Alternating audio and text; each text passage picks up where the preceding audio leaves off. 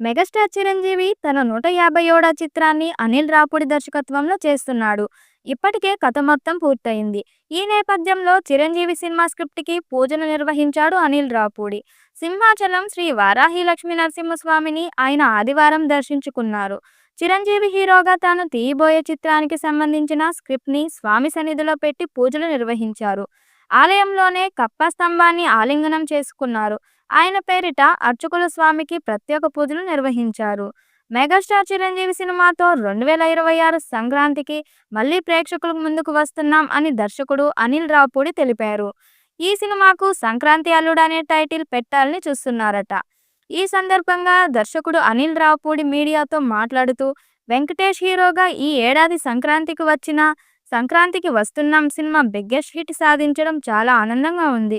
ఇక చిరంజీవి గారితో చేయనున్న సినిమాకి సంబంధించిన కథని సిద్ధం చేసేందుకు వైజాగ్ రావడం జరిగింది. వైజాగ్ సెంటిమెంట్‌గా భావిస్తున్నాను.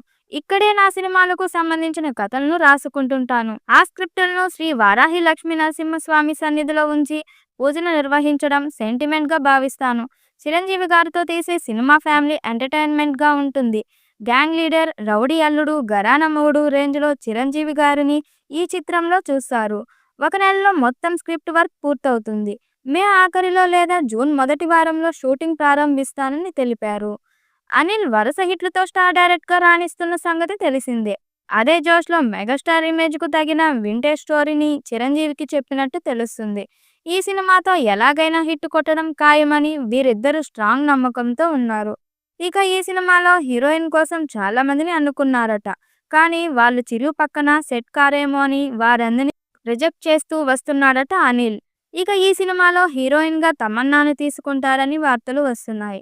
సీనియర్ ముద్దుగుమ్మ, మిల్కీ బ్యూటీ తమన్నా అయితే పర్ఫెక్ట్‌గా ఉంటుందని ఆయన ఫిక్స్ అయినట్లు తెలుస్తుంది.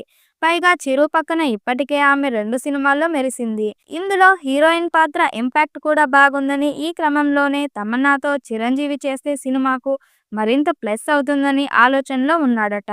ఇక సినిమా కోసం ఆమె గ్రీన్ సిగ్నల్ ఇవ్వడమే మిగిలి ఉందని టాక్ వినిపిస్తుంది. వాల్తేరు వీరయ్య తరువాత చిరంజీవికి హిట్ పడలేదు. దాంతో సంక్రాంతి అల్లుడు సినిమా మీద భారీ అంచనాలు పెట్టుకున్నారు ఫ్యాన్స్. ఈ సినిమా హిట్ అయితే 300 కోట్లు కలెక్ట్ చేయడం ఖాయం. మరి ఈ సినిమాతో చిరు ఎలాంటి రికార్డ్స్ క్రియేట్ చేస్తాడో చూడాలి.